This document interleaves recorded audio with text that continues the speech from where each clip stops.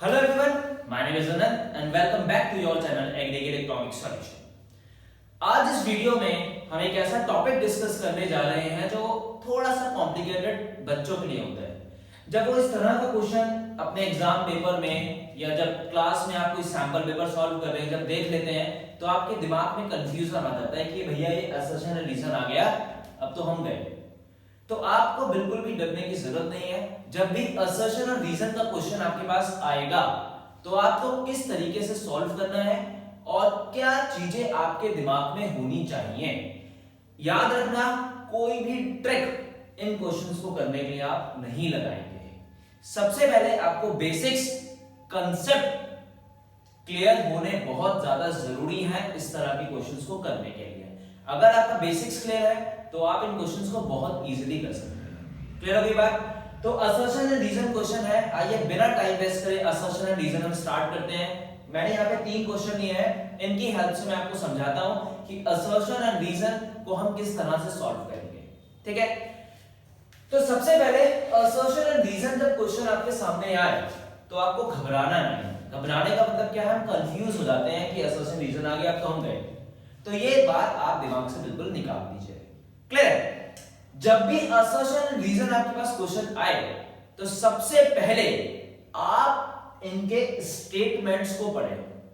ठीक है, आप सबसे पहले इनके स्टेटमेंट को पढ़ें। असर्शन का मतलब क्या होता है, कोई तथ्य है, कोई आपको बता रहा है असर्शन है और उस तथ्य के पीछे रीजन कि उसके पीछे कारण क्या है। जैसे आज मैं स्कूल नहीं गया, ये ट्रू है, मैं स्कूल नहीं गया। क्यों? क्योंकि बारिश हो रही थी। आज मैं स्कूल नहीं गया, ये असर्शन हो गया। रीजन क्या है? क्योंकि बारिश हो रही थी। ठीक है, तो एक स्टेटमेंट मिल गया और उसके पीछे रीजन मिल गया। अब इसी तरीके से हम इन क्वेश्चंस को सॉल्व करने की कोशिश करते हैं, असर्शन रीजन को। ये class 10th, class 12th, class 11 और भी बहुत सारे कॉम्पिटिटिव एग्जाम्स में आपको ये वीडियो हेल्प करेगी। क्लियर है? तो सबसे पहले क्लास 12th के लिए और 10th के लिए हम असर्शन एंड रीजंस को देख लेते हैं कि असर्शन एंड रीजन जब भी आए हमें घबराना नहीं है, उसको ध्यान से पढ़ के सॉल्व करना है। तो सबसे पहले हम एक क्वेश्चन के साथ स्टार्ट करते हैं असर्शन और रीजन से। असर्शन एंड रीजन क्या है? असर्शन मैंने आपको बताया एक स्टेटमेंट और रीजन इस स्टेटमेंट का रीजन कि जो हमें स्टेटमेंट दिया गया है उसके पीछे जो रीजन दिया गया है वो सही है या नहीं है। और उससे पहले असर्शन और रीजन को आप 2 क्वेश्चन बना लो, ट्रू एंड फॉल्स के फॉर्म में। एक स्टेटमेंट, एक क्वेश्चन ये हो गया असर्शन और एक क्वेश्चन आपका हो गया रीजन। तो सबसे पहले आप ट्रू एंड फॉल्स के फॉर्म में असर्शन को सॉल्व करें। जैसे स्टेटमेंट दिया है सबसे पहला असर्शन, तो इस स्टेटमेंट को पढ़िए, इस असर्शन को पढ़िए, देखिए कि ये स्टेटमेंट जो कह रहा है क्या वो बिल्कुल सच है। समझ में आई बात? अगर हां तो आप उसके आगे ट्रू लगा देंगे। ठीक है, अगर नहीं तो आप उसके आगे फॉल्स लगा देंगे।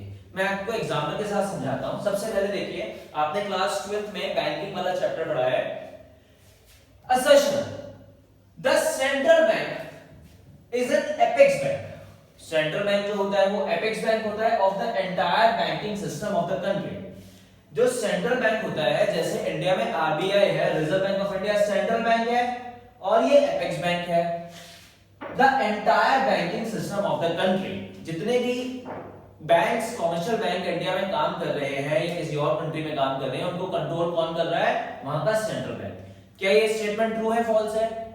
ये स्टेटमेंट ट्रू है। क्या लिखा हुआ है? The central bank is an apex bank of the entire banking system of the country. तो ये स्टेटमेंट आपका क्या हो गया? This statement is true.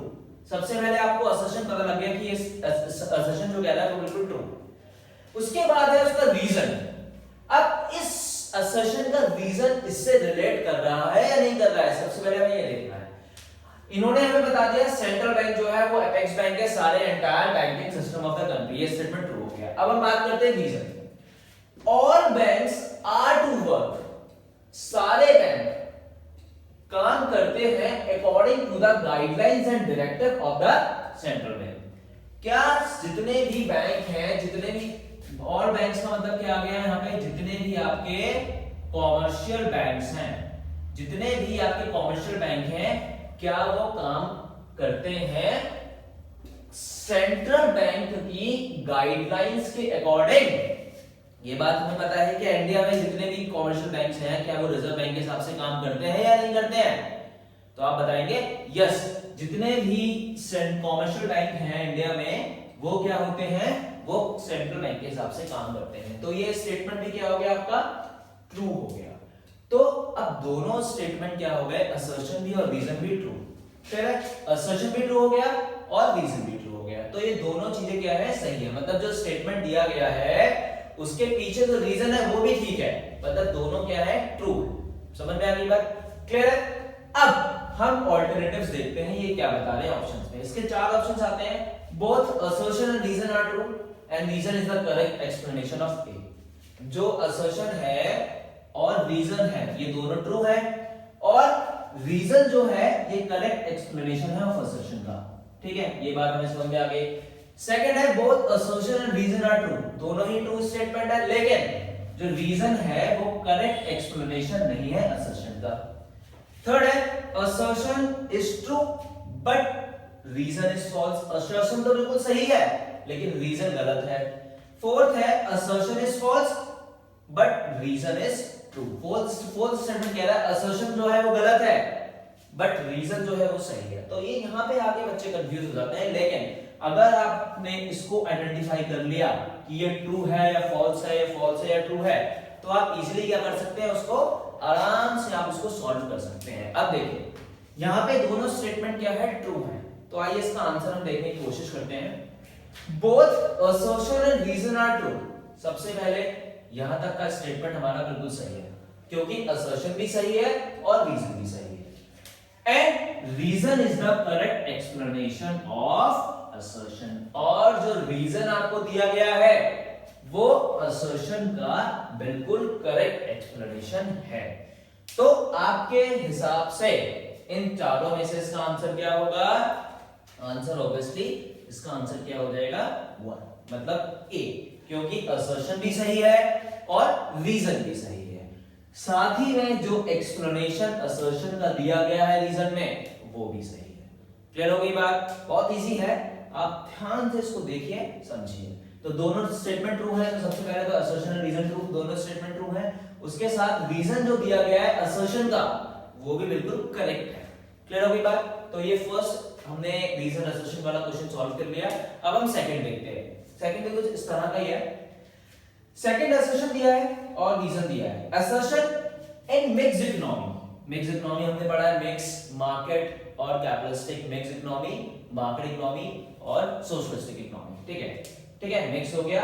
Mix economy हमने पढ़ा है ना, 3 तरह की इकोनॉमी। एक तो हो गया आपका मिक्स इकोनॉमी, एक हो गया मार्केट इकोनॉमी, एक हो गया सोशलिस्टिक इकोनॉमी। मिक्स इकोनॉमी में क्या होता है, मिक्स इकोनॉमी में जहां पे प्रोड्यूसर और गवर्नमेंट दोनों मिलकर काम करते हैं। मार्केट इकोनॉमी में प्रोड्यूसर क्या होता है, फ्री होता है किसी भी गुड्स को बनाने के लिए, और सोशलिस्टिक इकोनॉमी में पूरी तरह से गवर्नमेंट का रोल होता है। यहाँ पे प्रोड्यूसर फ्री नहीं होता है। ठीक है, यहाँ पे प्रोड्यूसर फ्री होता है, यहाँ पे गवर्नमेंट का रोल होता है, यहाँ पे प्रोड्यूसर और गवर्नमेंट दोनों मिलकर काम करते हैं। ठीक, अब पता है इन क्वेश्चन को सॉल्व करने में बेसिक्स तो आपको क्लियर होना ही जरूरी है।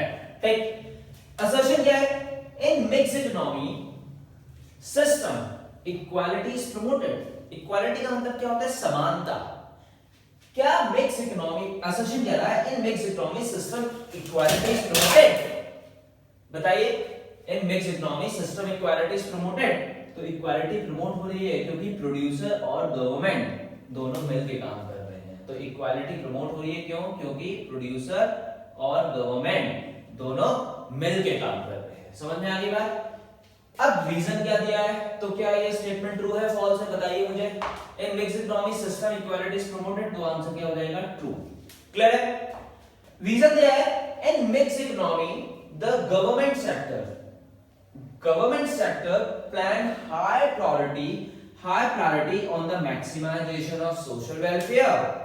क्या मिक्स इकोनॉमी में जो सरकारें होती हैं वो ज्यादा से ज्यादा priority maximization of social welfare के लिए करती है, समाज सेवा के लिए करती है। तो यहाँ पे प्रोड्यूसर फ्री होता है और गवर्नमेंट ज्यादा से ज्यादा जो वेलफेयर करने की कोशिश करती है वो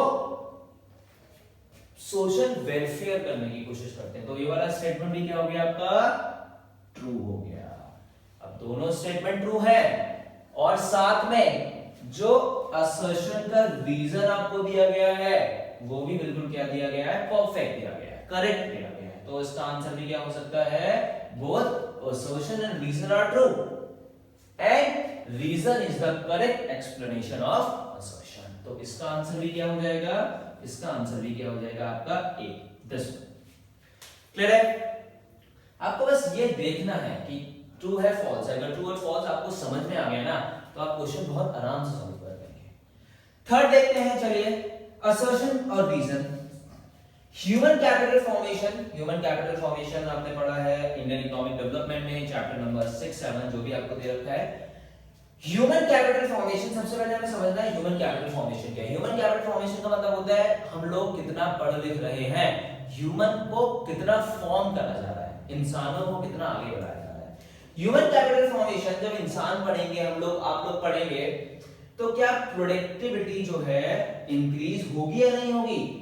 अब क्या हुआ, आपके घर में सब लोग पढ़े लिखे हैं, ठीक है, तो ऑब्वियसली जो प्रोडक्टिविटी है, जो सोर्सेज ऑफ इनकम है, जो और स्किल्स चीजें हैं वो ऑटोमेटिकली क्या हो जाएंगी, इंक्रीज होने लगेगी। ठीक है, समझ में आ गई बात। इसमें लिखा है human capital formation increase productivity of physical capital, तो आप क्या बताएंगे, यस। ठीक है, आप क्या बताएंगे, यस। क्लियर है। तो असर्शन इसका क्या हो गया, ट्रू हो गया। ठीक, अगर ह्यूमन कैपिटल फॉर्म होगा तो productivity of physical capital obviously increase होगी। ठीक, अब रीजन देखते हैं। Large the number of skilled and trained personal, जितने ज्यादा लोग स्किल्ड होंगे, पढ़े लिखे होंगे और ट्रेन होंगे, lesser the possibility of innovation, क्या उतनी ही पॉसिबिलिटी कम होगी इनोवेशंस की, इन्वेंशंस की, टेक्निकल इंप्रूवमेंट्स की।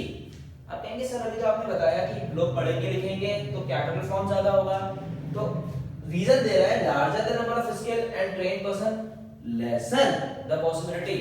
नहीं, क्यों, क्योंकि पढ़े लिखे होंगे, ट्रेन होंगे, स्किल्ड होंगे तो लेसर नहीं ज्यादा करेंगे, मोर, तो लेसर द पॉसिबिलिटी, ये तो बिल्कुल गलत बात है।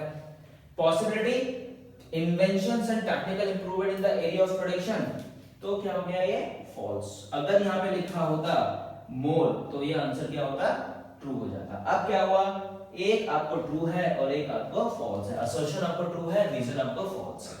ठीक है, अब इसमें क्या देखते हैं, both assertion and reason are true, नहीं है, ये तो भूल जाइए। Both assertion and reason are true, ये भी नहीं है। Assertion is true, assertion is true, ठीक है, but reason is false. Assertion is true and reason is false. Third, fourth देख लेते हैं, assertion is false, assertion तो false है ही नहीं, हमारा assertion true है और reason is true, ये तो मतलब, तो इसका आंसर क्या हो जाएगा, option number C, assertion is true, assertion true है, but reason is false, लेकिन जो reason आपको दिया है वो क्या है, गलत है। समझ में आया आपको, ये तीन क्वेश्चंस के थ्रू मैंने आपको समझाने की कोशिश करी है कि असर्शन और रीजन क्या होता है। अगर आपको समझ में नहीं आता है तो आप मुझे बताइएगा और क्वेश्चंस के साथ मैं आपको इस वीडियो को अपलोड करूंगा, और भी चैप्टर्स में हम असर्शन और रीजंस को क्वेश्चन करेंगे। क्लियर है, तो मैं उम्मीद करता हूं कि आपको ये समझ में जरूर आया होगा। अगर नहीं आता है तो आप मुझे कमेंट सेक्शन में बताइएगा, और क्वेश्चंस के साथ और बेसिक्स के साथ हम लोग असर्शन रीजन को सॉल्व करने की कोशिश करेंगे। लेकिन उससे पहले आपको कंसेप्ट्स अपने बिल्कुल क्लियर करने पड़ेंगे, असर्शन रीजन आपके तभी सॉल्व हो पाएंगे, और उसके बाद ट्रू एंड फॉल्स अगर आप लिख के असर्शन और रीजंस को सॉल्व करते हैं तो आपके लिए असर्शन रीजन बहुत ही आसान हो जाएगा। क्लियर है, एग्जाम में भी आपको क्वेश्चन, अभी सीबीएसई ने सैंपल पेपर रिलीज कराया, अगर आप उसको देखेंगे टर्म 1 का, तो उसमें भी असर्शन रीजन के बहुत सारे क्वेश्चंस हैं। तो ट्रू एंड फॉल्स अगर आप लिख लेते हैं इस तरह से तो आपके लिए असर्शन रीजन क्वेश्चन बहुत ज्यादा आसान हो जाता है। क्लियर है, आप चाहें तो इसका स्क्रीनशॉट ले सकते हैं, और असर्शन और रीजन के क्वेश्चन के साथ हम लौटेंगे, जब तक आप इसको समझने की कोशिश करिए। क्लियर है, तो ये तीन क्वेश्चंस, इंडियन इकोनॉमिक डेवलपमेंट भी मैंने इसमें कवर करने की कोशिश करी, मैक्रो भी कवर करने की कोशिश करी, तीन क्वेश्चंस में असर्शन और रीजन क्वेश्चन के साथ। आप चाहें तो इसका स्क्रीनशॉट ले सकते हैं। ठीक, तो असर्शन और रीजन सॉल्व करना आसान है, बस हमें ट्रू एंड फॉल्स को देखना है। क्लियर है, असर्शन रीजन आपका यहाँ पे कंप्लीट होता है। ठीक, अगर आपको वीडियो अच्छी लगे तो प्लीज उसे कमेंट, सब्सक्राइब और शेयर जरूर करें। Thank you so much.